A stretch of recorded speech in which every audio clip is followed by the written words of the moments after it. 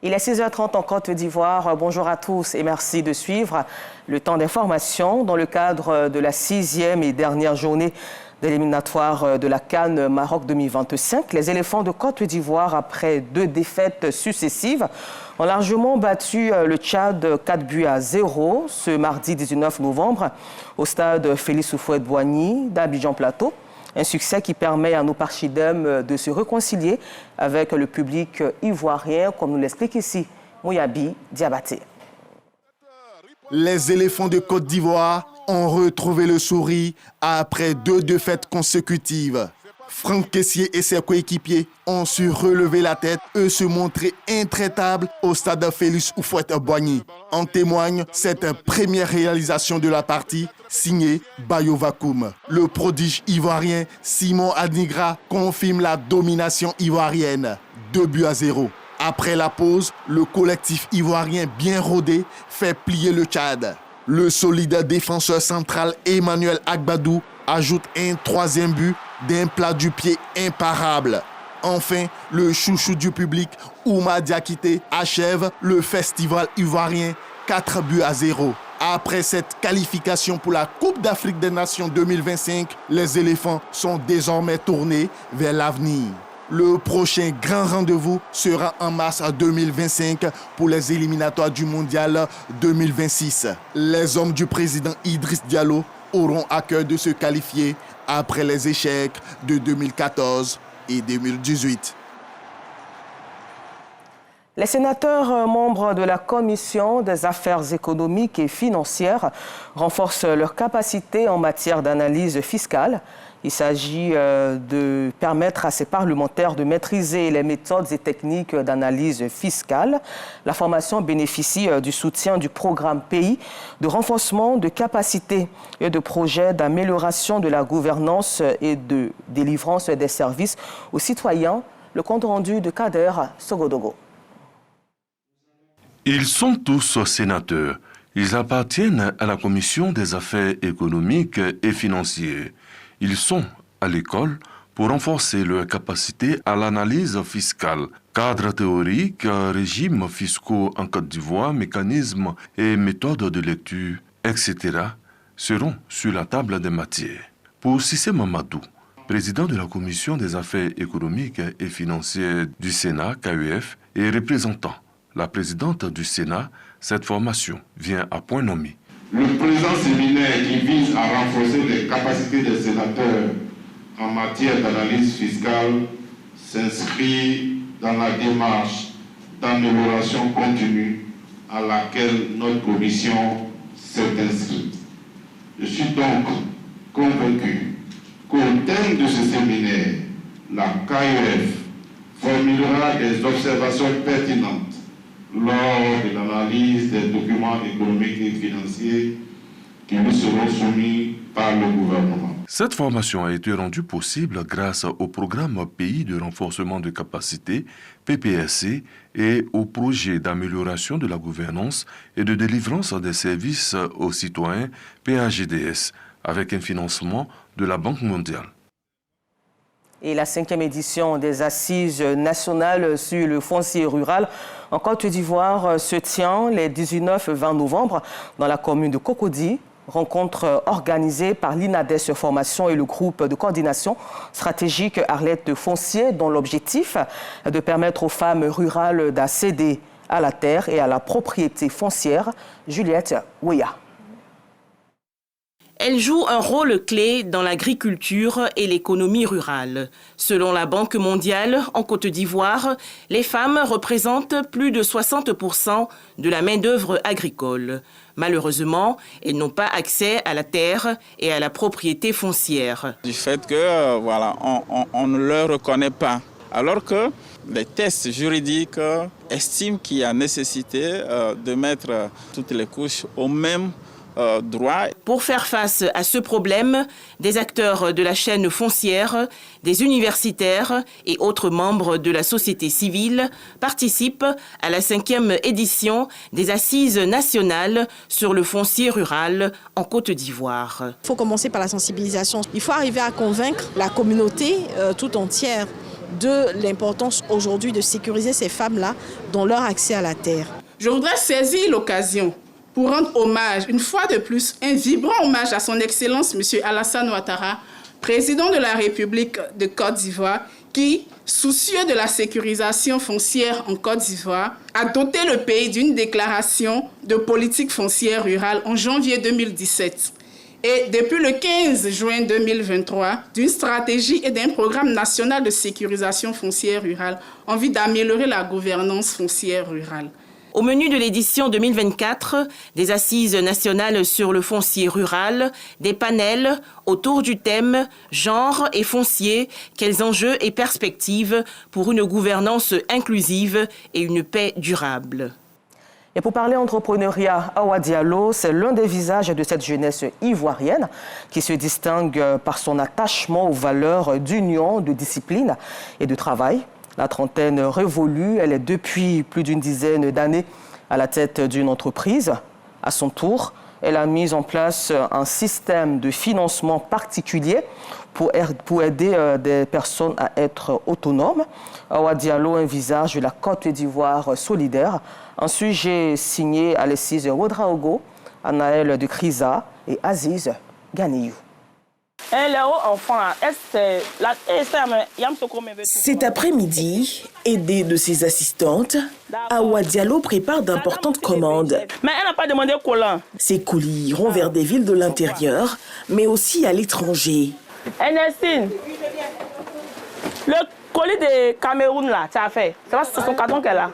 Sage-femme de formation, Awa a pris le pari il y a quelques années de se lancer à plein temps dans sa passion, la vente de lingerie fine, élargie aux vêtements pour enfants. J'avais des problèmes à trouver de la lingerie de qualité moins chère.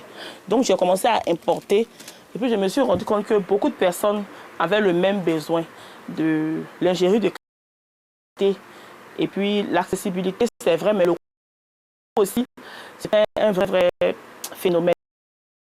Il fallait aussi avoir la disponibilité sur place pour ne pas attendre toujours les commandes. Parfois, quand tu commandes en ligne, on t'arnaque. Parfois aussi, ça ne vient pas en ta taille. Parfois, c'est ta taille, mais ça ne te rentre pas. Donc, je voulais que les Ivoiriens aient le stock ici, sur place. Donc, c'est comme ça que j'ai commencé sur un parasol, après dans un conteneur de 2 mètres carrés. Et puis, par la suite, un petit magasin. Et aujourd'hui, nous sommes devenus une structure, une entreprise. Samira, tu connais la gare du Tchad? 5 années plus tard, grâce à son courage, sa détermination et son abnégation, Awa est à la tête de 2 boutiques qui ont pignon sur rue. Après avoir préparé ses colis, cap sur sa 2e boutique à quelques 500 mètres. Salam alaikum. Est-ce qu'il y a des gens qui sont un compte social aujourd'hui? Awa doit y apprêter un autre type de paquet, les kits sociaux. Très souvent sollicité par des jeunes et des femmes issus de milieux défavorisés, l'entrepreneur a mis en place un système de financement particulier qu'elle nomme MGA Finance. C'est un kit qui finance des personnes qui n'ont vraiment pas d'argent. Tu n'as même pas 5 francs sur toi. Tu viens, on te donne la marchandise de ton 5 000, tu t'en vends et puis tu viens rembourser. Grâce à cette aide, Awa participe à sortir plusieurs familles de la précarité. Avant, je l'avais habillé. Quand Assetou est venu, j'ai expliqué mon problème à Assetou. Assetou est venu, il a expliqué mon problème. Elle m'a envoyé chez Awa. Aujourd'hui, ça va. Il a pris quelque chose de 50 000, mais aujourd'hui, il peut prendre bagage même de 1 million. En tout cas, aujourd'hui, ça va. J'ai un magasin même aujourd'hui, ça va. Dans la rue, mais souvent, il peut dormir dehors. Allez là, il arrive à ramener un peu d'argent à la maison, au village à ma maman, à mes petites soeurs qui sont sur la maison, qui leur donnent un peu d'argent. Pour ces femmes et jeunes, Awa est l'espoir d'un nouveau départ. Moi, au début, quand j'ai commencé, sincèrement, je n'avais rien de... Premier jour même quand je suis venu prendre bagage, quand je partais, il n'y avait pas caché. C'est elle-même qui m'a donné transport. Quand je partais. Mais aujourd'hui, s'il y a un problème de 500 000, moi, je peux réguler. Modèle de discipline, de travail et d'union dans une Côte d'Ivoire qui se veut solidaire, Awa Diallo est un entrepreneur inspirant qui démontre qu'à force de travail, l'on peut transformer ses rêves en réalité. Son nouvel objectif est d'aider encore plus de jeunes et femmes à être indépendants financièrement. À la page tourisme avec Patricia Emou-Etia, mettons à présent l'accent sur la présence des 30 finalistes du concours Miss France 2025 en Côte d'Ivoire. Les 30 jeunes femmes en lice pour l'élection de Miss France 2025 ont fait une arrivée en fanfare à l'aéroport international Félix Houphouët-Boigny d'Abidjan. Et c'est en rythme que les reines de beauté ont posé le pied en Côte d'Ivoire. Des sauts, des mains qui claquent, des cris de joie, les candidates ont transformé la piste d'atterrissage en piste de danse. Menées par Miss Bourgogne, Miss Lorraine et Miss Corse, les candidates ont eu la surprise de découvrir musiciens et danseurs costumés à leur descente d'avion. La plupart de leurs camarades n'avaient pas encore touché terre que certaines se sont débarrassées de leurs valises à la hâte pour rejoindre la fanfare. D'Abidjan, on a beaucoup de séances photos qu'il va falloir exécuter. Il y a des cours de catwalk, de défilé, de maquillage. Il y a un bon gros programme. Elles vont créer des liens, des amitiés, elles vont se découvrir, elles vont partager des moments inoubliables et ça restera gravé à vie dans leur mémoire. Le lendemain, les 30 candidates à l'élection de Miss France 2025 étaient toutes présentes à la conférence de presse organisée par le ministère du Tourisme pour situer l'enjeu de leur arrivée et partager les temps forts de leur séjour en Côte d'Ivoire. Merci d'avoir choisi notre sublime Côte d'Ivoire, terre d'hospitalité et terre d'opportunité.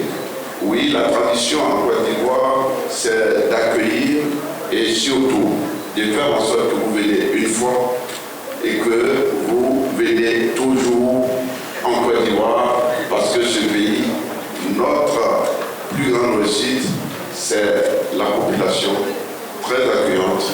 Au fil d'un programme chargé, les Miss visiteront notamment la baie de Grand Bérébi. La Côte d'Ivoire regorge de trésors et offre la chance de les découvrir. Les principales activités vont tourner autour de la biodiversité. À la page culture, la localité d'Angbanou Beda, village situé sur l'as Mbato à Beauville, a tenu son premier festival dénommé Festival des Arts et de la Culture. Ce rendez-vous culturel a eu pour thème la culture vecteur de cohésion sociale, une occasion pour les initiateurs de mettre au centre la valorisation de la promotion des valeurs et sites de cette localité. Le compte-rendu de Souleymane Donisongo. Des femmes marchant en procession. Elles se rendent à la place publique d'Angbanou Beda, localité située sur l'axe Mbato à Beauville. La culture, vecteur de cohésion sociale, c'est le thème abordé au cours du premier festival des arts et de la culture d'Angbanou Beda. Les initiateurs regroupés au sein de la mutuelle du développement à travers cette activité sonnent l'heure du développement dans cette localité. C'est ici notre base, c'est ici que nous sommes nés, c'est ici que se trouvent nos parents, c'est la terre de nos ancêtres. Donc nous avons ce devoir moral de soutenir notre population, de soutenir nos parents afin de pouvoir permettre à ce village de pouvoir se développer et de permettre aussi à nos différentes populations de pouvoir vivre dans un cadre idéal et surtout en bonne santé. À la tête du village, Angama Yao Bernard appelle à la protection et la promotion des valeurs culturelles et touristiques. Un peuple sans culture n'a pas d'âme. Donc cela arrose encore le niveau culturel du village. Et c'est cela une joie pour moi et ma population. Député à l'Assemblée nationale et parrain de l'événement, Anne Boni Séméon justifie l'importance de ce rendez-vous culturel. Le président Alassane Ouattara, pour le progrès de ce pays, demande à ce que nous cultivons la paix et la cohésion, surtout le vivre ensemble. Donc j'ai demandé à la population de cultiver la paix, surtout le vivre ensemble, que la population soit unie autour du chef, pour que le développement au niveau d'Angbanou puisse être enclenché. La première édition du Festival des Arts et de la Culture d'Angbanou Beda, une réussite au point de vue de la mobilisation populaire, de la participation des invités de marque, des opérateurs économiques, des chefs et notables traditionnels ainsi que des cadres. Vive la culture ivoirienne. Hors de nos frontières, au Mali, les propos virulents tenus par le Premier ministre malien de transition pendant le week-end continuent de susciter des réactions et interrogent même une fois encore sur son avenir politique. Choguel Maïga a critiqué les militaires au pouvoir et notamment le report des élections présenté comme une décision dangereuse et unilatérale. Les militaires au pouvoir n'ont pas encore réagi, mais les organisations qui les soutiennent exigent son départ de la primature. Le Premier ministre de transition n'est pas un novice et sa stratégie, quoique risquée, ne facilite pas la tâche des militaires au pouvoir. Au Sénégal, 2 jours après la tenue du scrutin, les résultats officiels provisoires des législatives anticipées ont été rendus publics hier mardi 19 novembre. S'ils confirment l'hégémonie du PASTEF, ils montrent aussi que l'ancien président Macky Sall a manqué son retour sur le devant de la scène à la tête de la coalition d'opposition Taku Wallu. Arrivée certes en 2e position, elle reste malgré tout bien loin derrière le parti au pouvoir. Et puis terminons ce temps d'information au Brésil où après 2 jours de débat, le sommet du G20 s'est achevé hier mardi à Rio de Janeiro avec la signature d'une alliance globale contre la faim et une déclaration commune des 20 pays les plus riches de la planète. Pour le Brésil, il s'agit en quelque sorte d'une victoire diplomatique compte tenu du contexte dans lequel la réunion s'est déroulée. Guerre en Ukraine et au Proche-Orient d'une part, et le retour de Donald Trump à la Maison-Blanche d'autre part. Encore merci à vous de nous avoir suivis et bonne suite de programme sur RTI1.